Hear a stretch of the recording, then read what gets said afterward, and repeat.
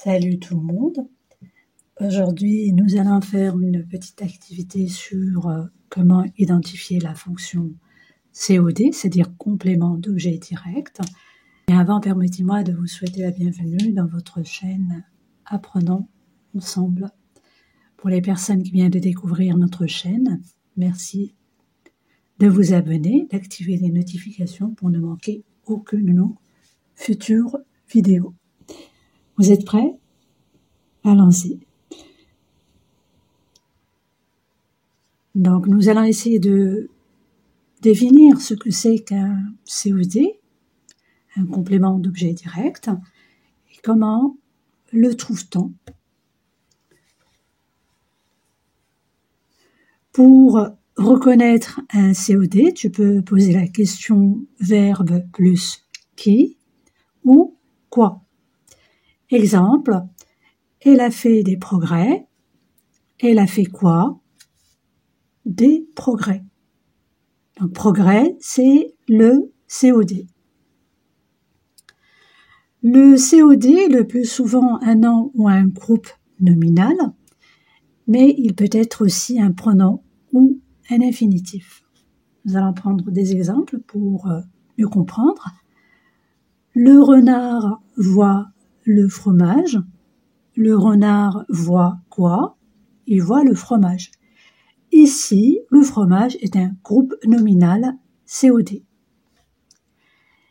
Un autre exemple, il le regarde avec convoitise. Il regarde qui? Il regarde le. Il s'agit ici, le complément d'objet direct et pronom. Il est placé avant le verbe. Donc, le complément d'objet direct peut compléter le verbe directement, sans préposition. Exemple, elle achète ses pantalons chez Azra. Également, c'est un complément obligatoire. Il ne veut pas être supprimé. Exemple, l'informatique intéresse Élodie. On ne peut pas dire l'informatique intéresse et on s'arrête là. Et sinon, la phrase n'aura pas de sens. Donc, il faut impérativement compléter la phrase par le complément d'objet direct. Ici, c'est Élodie. D'accord? Donc, maintenant, nous allons faire des exercices pour mieux expliquer la fonction du complément d'objet direct. Le premier exercice consiste à compléter chaque phrase avec le COD qui convient. Donc, nous avons ici un ensemble de compléments d'objet direct. Nous allons essayer de les placer dans les phrases correspondantes. D'accord?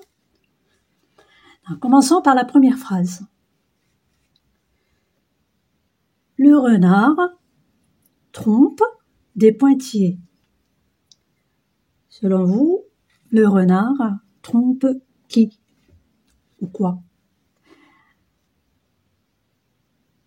Vous connaissez les fables de La Fontaine? Le renard et le corbeau? Très bien, donc le renard trompe le corbeau. Le corbeau. La deuxième phrase, Gutenberg a inventé. Donc, normalement, si vous êtes un petit peu au courant de l'histoire, Gutenberg a inventé une chose qui est très très importante à l'époque, et l'est toujours d'ailleurs. Il a inventé l'imprimerie. L'imprimerie.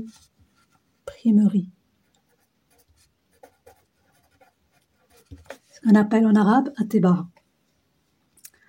La troisième phrase, il ne faut pas mettre des pointillés avant les bœufs. Il ne faut pas mettre des pointillés avant les bœufs. Qu'est-ce qu'il ne faut pas mettre? Est-ce qu'il ne faut pas mettre, par exemple, la pomme de terre? Pas du tout. Sa monture? Pas du tout. Donc, la bonne réponse est la charrue.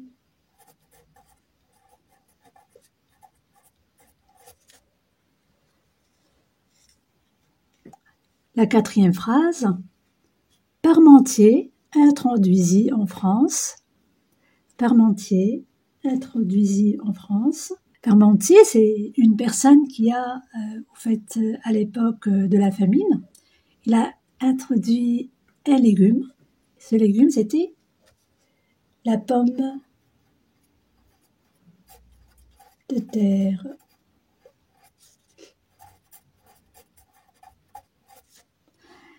La cinquième phrase, qui veut voyager loin, ménage. Qui veut voyager loin, ménage. Bravo. Donc le dernier qui reste, nous allons essayer de barrer les mots, les compléments d'objet direct qu'on a placés dans les phrases. Donc il reste sa monture. Très bien. Nous allons passer maintenant au deuxième exercice. Il nous demande d'observer les verbes en couleur, souligner leur complément d'objet direct dans la couleur qui convient, selon leur nature. Donc là, je suis en train d'utiliser juste le crayon. Nous allons essayer de faire avec. D'accord ? Alors, la première phrase. Alors, vous imaginez ma surprise. Vous imaginez ma surprise. Vous imaginez quoi? Vous imaginez ma surprise. Donc, ma surprise, c'est le complément d'objet direct. Selon vous, il s'agit d'un groupe nominal ou plutôt d'un pronom? Il s'agit d'un... Donc, ma surprise, c'est un groupe nominal. Au lever du jour, quand une drôle de petite voix m'a réveillée, elle disait... Selon vous, m'a réveillée. Tout d'abord, quel est le complément d'objet direct dans cette phrase? Quand une drôle de petite voix m'a réveillée. Donc, quelle est la question qu'on devrait poser? Donc, une drôle de petite voix a réveillé qui? Elle a réveillé moi. Donc, une drôle de petite voix m'a réveillée. Ici, le complément d'objet direct, c'est M apostrophe. Donc, le M apostrophe ici, il s'agit d'un groupe nominal ou plutôt d'un pronom. Bravo, c'est un pronom.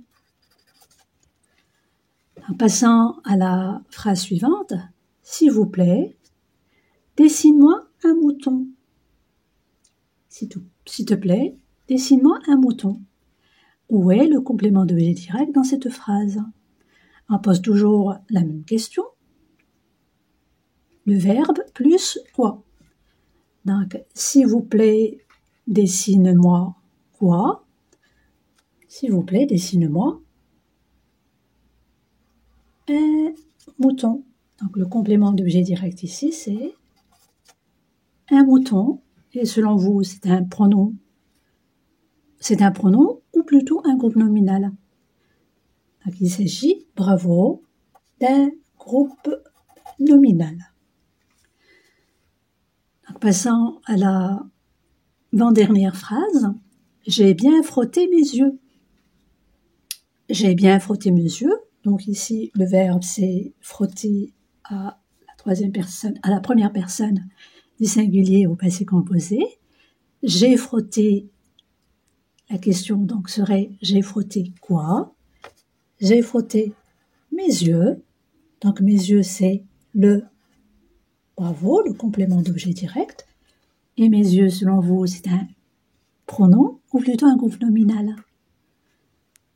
Bravo, c'est un groupe nominal. Donc, et j'ai vu un petit bonhomme. Donc, j'ai vu un petit bonhomme. Donc ici, le COD, c'est un petit bonhomme et il s'agit d'un pronom. Il s'agit d'un groupe nominal. Donc tout à fait extraordinaire, qui me considérait gravement. Et s'il s'agit là d'un groupe, tout d'abord, quel est le COD dans cette phrase? Donc nous posons toujours la question qui ou quoi, et la question c'est qui considérait qui me considérait. Donc le complément d'objet direct c'est me, et il s'agit d'un groupe nominal, il s'agit d'un pronom. Passons maintenant au dernier exercice. On cadre les COD des verbes en couleur, puis indique leur nature, groupe nominal, pronom ou proposition. Donc ici, le petit hibou nous explique que deux COD sont des propositions. D'accord? Donc, la première phrase, le notaire expliqua que l'immeuble était classé monument historique. Ce genre de phrase ne doit pas vous faire peur. Nous allons tout simplement partir de la base. La base est telle que nous allons poser la question quoi, le verbe plus quoi ou qui. Le notaire expliqua quoi? Le notaire expliqua que l'immeuble était classé monument historique. Donc, toute cette phrase est le COD. Et ici, le COD est une proposition. D'accord? Donc, la deuxième phrase. Des vieux sages de Renaissance l'avaient habité. Des vieux sages de la Renaissance l'avaient habité. Nous posons toujours la question. Les vieux sages avaient habité quoi? Ils avaient habité et l'apostrophe. Il parle du monument historique. Et l'apostrophe ici, c'est un groupe nominal? Pas du tout, c'est le COD, mais c'est un COD pronom. Très bien.